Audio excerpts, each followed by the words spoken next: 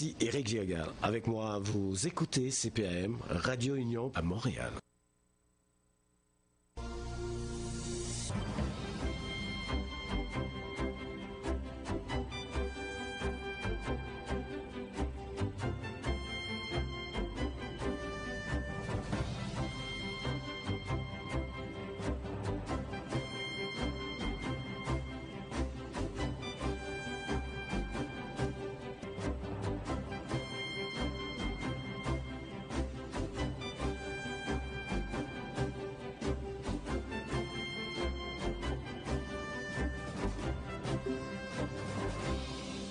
Une association soupçonne certains des 685 Québécois qui ont reçu plusieurs fois la subvention de 7 000 $ de Québec pour l'achat d'un véhicule électrique et de s'être fait un coup d'argent en la revendant par la suite en Ontario. Pour nous en parler, nous avons avec nous Daniel Breton, qui est président-directeur de Mobile Électrique Canada. Bon après-midi, Monsieur Breton. Bonjour. Ça va bien? Ça va bien, vous? Oui, je ne pensais pas qu'on pouvait avoir tellement d'imagination. Aller chercher une subvention pour acheter une voiture électrique, 7 000 $, c'est pas rien, n'est-ce pas? Et revendre la voiture l'instant d'après en Ontario et recommencer le manège, c'est du vol, littéralement? En fait, moi, je constate que c'est de la fraude. Une fois qu'on a dit ça, il faut comprendre que les gens ont l'obligation de garder le véhicule au moins un an, sans ça, ils doivent le rembourser. Donc, là, je ne peux pas vous donner le détail, mais une fois qu'on a dit ça, quand même, on parlait de 600 quelques personnes qui auraient peut-être utilisé ce stratagème. Moi, j'ai pas de chiffres, j'ai rien qui est à l'appui de ça. C'est dans l'article. Il faut comprendre que il y a quand même 200 000 véhicules électriques, donc ça représente peut-être 0,2 de 1 %. Donc, c'est extrêmement petit comme chiffre, mais ça empêche que ce n'est pas juste pour les autres qui sont honnêtes. Oui, c'est pas juste pour les autres, mais c'est aussi, comment je pourrais vous dire, des fois, moi, je me demande, comment est-ce qu'on peut s'asseoir et réfléchir à de telles possibilités pour essayer d'en tirer profit. Ça veut dire qu'il n'y a aucun niveau de confiance qu'on peut se faire comme membre d'une collectivité. C'est de ça dont il s'agit. Ben, vous avez raison. Puis écoutez, des stratagèmes, des ruses, des tactiques pour essayer de frauder les autres. Écoutez, on a l'impression qu'il y a une épidémie de ça. Moi, j'ai des gens dans ma famille qui se sont fait frauder leur carte de crédit. C'est quelque chose que je trouve extrêmement triste, puis on dirait qu'il y en a plus qu'il n'y en a jamais eu. Ouais, c'est bizarre, c'est bizarre. Cela dit, vous l'avez dit aussi, là, les ventes de voitures électriques, ça marche. Et est-ce qu'on peut dire que le programme d'électrification de vente de voitures, que de voitures électriques à partir de 2035, ça regarde bien? Oui, ben d'abord, écoutez, pour que vous le sachiez, si on recule il y a 10 ans, il y avait 2000 voitures électriques au Québec. Il y en a maintenant 200 000 et le gouvernement vise 2 millions d'ici 7 ans. Donc, c'est une augmentation exponentielle. Au deuxième trimestre de 2023, nous étions à 18,4 % des ventes. C'est presque un véhicule sur 5.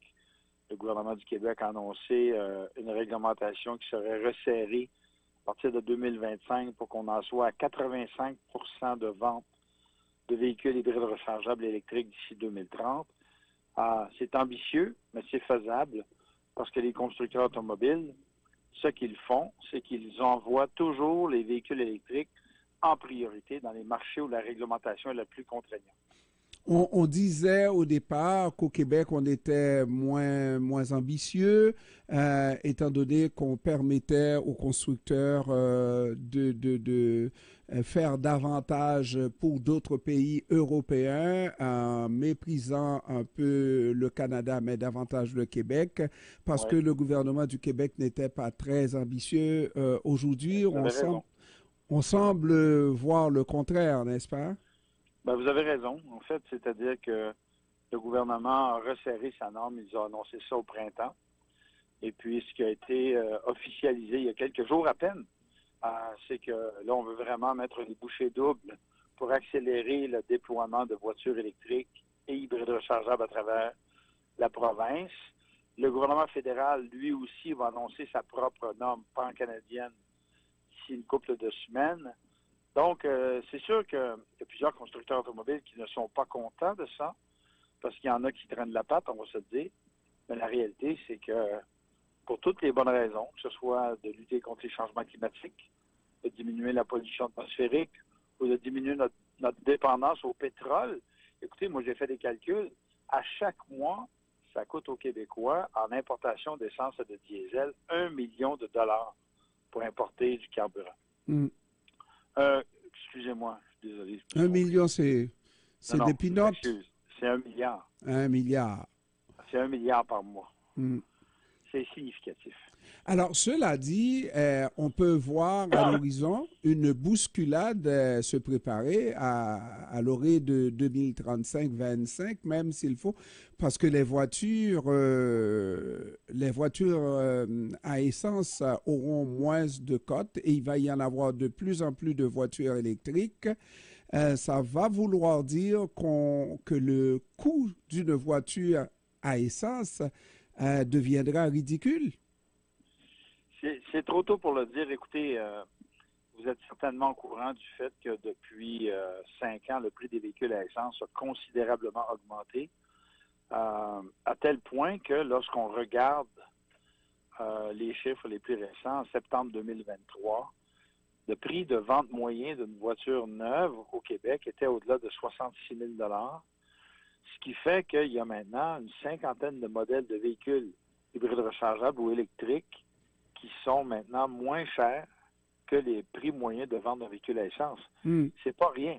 Mais il y a des gens qui disent que les véhicules électriques sont chers. En fait, je dirais plutôt que les véhicules neufs sont chers en général, que ceux-ci soient à essence ou électriques. Mais comme les véhicules électriques sont admissibles à des rabais gouvernementaux, que le prix de l'énergie est beaucoup plus bas, ça fait une vraie différence et ça rend les véhicules beaucoup plus compétitifs. Et maintenant, outre l'aspect écologique, quand on parle du portefeuille, est-ce que on ne se retrouve pas à égalité avec le coût qu'on va dépenser pour la voiture électrique parce qu'il faut recharger ces batteries-là? Ben, en fait, pour vous donner un exemple, si quelqu'un s'achète une voiture qui va faire à peu près 8 litres au 100 à 1,50 le litre, et là on est modeste parce que le prix du litre est plus cher, ça fait à peu près 12 $ pour faire 100 km en voiture à essence. Et 8 litres au 100, c'est un véhicule qui est quand même assez économique. Le même type de voiture électrique va nous coûter à peu près 2 $ pour parcourir 100 km. Donc, c'est 6 fois moins cher pour parcourir 100 km avec une voiture électrique qu'avec une voiture à essence lorsqu'on se recharge à la maison. Et c'est là où ça devient encore plus intéressant. C'est que non seulement il y a les rabais gouvernementaux, mais il y a aussi tout l'argent qu'on va sauver à l'utilisation, que ce soit les coûts d'énergie, mais aussi les coûts d'entretien, qui sont en général de 20 à 40 % moins chers. Et c'est là qu'on peut prévoir que le coût de l'essence va chuter à partir du moment où il y aura de moins en moins de demandes. C'est comme l'offre et la demande, n'est-ce pas? C'est une bonne question. C'est difficile à dire. Écoutez, vous savez, c'est facile pour moi, comme propriétaire de voiture électrique, de prédire à peu près quel sera le prix de l'électricité dans 3, 4 ou 5 ans. Alors que c'est impossible pour qui que ce soit d'une voiture à essence de prédire le prix du carburant dans un mois. Donc, c'est beaucoup plus facile de prévoir, lorsqu'on a une voiture électrique, les coûts d'énergie qu'une voiture à essence. On ne sait pas combien ça va être. Vous avez tout à fait, matin lorsqu'on se lève. Tout à fait raison, parce que au moins, on sait comment cette électricité se fait. C'est une électricité québécoise, propre à nous et tout ça, n'est-ce pas? Alors qu'il y a tellement de facteurs qui influencent justement le coût de l'essence. Mais, entre autres, un des facteurs et le plus fort, c'est quand il y a beaucoup de demandes à l'international pour cette essence-là. Absolument. Mais écoutez, Moi qui suis le prix du carburant, le prix du pétrole depuis près de 50 ans maintenant, 40 ans lorsque j'étais à l'université, je peux vous dire que les aléas géopolitiques internationaux font en sorte que nous sommes extrêmement vulnérables aux enjeux géopolitiques liés autour de notre dépendance au pétrole. Et une des raisons pour lesquelles je travaille depuis des décennies à faire en sorte qu'on accélère l'électrification des transports, c'est justement pour qu'on soit moins vulnérable d'un strict point de vue économique à toutes ces folies liées à notre dépendance au pétrole. Quand vous faites une longue distance avec une voiture à essence, ce qui nous stresse toujours, c'est de savoir est-ce que d'un point à un autre, d'une station à une autre, j'aurai le temps, suffisamment d'essence pour y arriver. Récemment, on a fait état du travail d'implantation de ces bornes électriques-là à travers les provinces du Canada. On semble en avoir placé beaucoup dans 3 provinces et pas partout ailleurs. Ça stresse beaucoup. Vous avez raison. Vous avez absolument raison. Écoutez, d'abord, il faut savoir que à peu près 45% des véhicules électriques au Canada se retrouvent au Québec, alors que nous représentons 23% de la population. Aujourd'hui, je vous parle d'Edmonton, en Alberta, où il y a beaucoup moins de voitures électriques et de bornes de recharge. Donc, c'est un peu l'œuf et la poule. C'est-à-dire qu'au Québec, on a été gâtés. Le circuit électrique d'Hydro-Québec en a installé beaucoup. Il y a un excellent service. En Ontario, c'est pas aussi bien qu'au Québec. Mais quand on est en Saskatchewan ou en Alberta, du moment qu'on sort des grandes villes, c'est un peu le désert au niveau de la recharge. Donc, il y a beaucoup de travail à faire.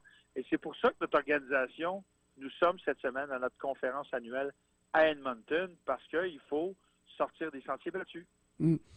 Et puis, moi, j'ai misé tout ce que j'avais sur le fait que les producteurs d'essence, en tout cas les essenceries, se reconvertiraient à l'électricité. Donc, les bornes de recharge remplaceraient des pompes à essence. Peut-être que je l'ai tout fort, là. En fait, je ne crois pas, parce que j'étais en Norvège l'année passée, qui est ni plus ni moins que la Mecque des voitures électriques. Écoutez, là-bas, ils sont à 90% de vente de véhicules électriques. Et lorsqu'on arrive à une station, c'est une station un peu service essence, mais principalement borne de recharge. Et ce sont des bannières qu'on connaît. Une des bannières que tout le monde connaît au Québec, c'est Couche-Tard. Un des réseaux de bornes de recharge les plus développés en Norvège, c'est le réseau Couche-Tard. Donc, on voit de plus en plus d'entreprises qui sont dans le secteur pétrolier qui commencent à investir dans l'implantation de bornes de recharge un peu partout à travers le Canada.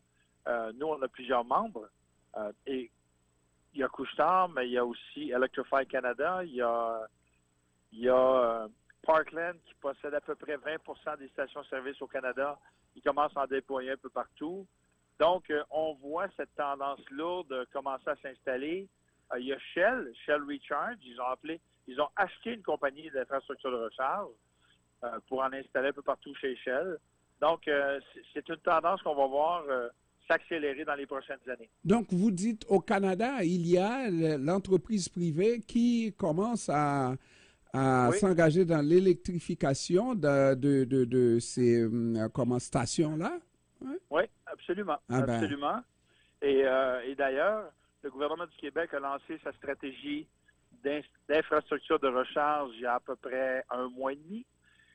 Et ils ont annoncé que à l'horizon 2030, le 2/3 des bornes de recharge rapide seraient implantées par des compagnies privées et non pas par Hydro-Québec. Et 95% des bornes de niveau 2 seraient implantées par le privé. C'est extraordinaire. C'est comme ça qu'on impose des changements, n'est-ce pas, en prenant les grands moyens, n'est-ce pas? Et non, je suis très heureuse d'entendre ça. Quoique je n'ai pas vu encore ici au Québec, dans la région métropolitaine de Montréal, des stations privées avec des bornes de recharge. Mais il commence à y en avoir. Il commence à en avoir. Alors, vous m'apprenez quelque chose, M. Breton. Daniel Breton, président directeur général de Mobile électrique. Mobilité électrique, c'est ça? Mobilité électrique Canada. Mobilité électrique Canada. Je vous remercie d'avoir pris du temps de nous parler cet après-midi, M. Breton. Ça m'a fait très plaisir. Au revoir.